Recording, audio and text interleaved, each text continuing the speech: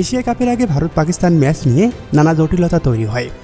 পাকিস্তানের বিপক্ষে কোনো ম্যাচ খেলতে চায়নি ভারত। তবে সব সমস্যার সমাধান শেষে এবারের এশিয়া কাপে 3 বার মুখোমুখি হয়েছে ভারত ও পাকিস্তান, যেখানে সব ম্যাচেই জয় পেয়েছে সূর্যকুমারের দল। ফাইনালেও হাড্ডাহাড্ডি লড়াই শেষে পাকিস্তানকে হারিয়ে আবারও এশিয়া কাপের ট্রফি জিতে ভারত, যা এটি তাদের 9ম শিরোপা।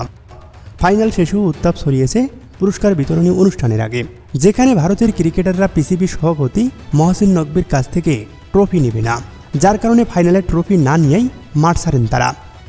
অপরদিকে পাকিস্তানের ক্রিকেটাররাও মাঠ ছেড়ে ড্রেসিং রুমে চলে যায়, তবে কিছুক্ষণ পর আবারও মাঠে ফিরে আসেন তারা।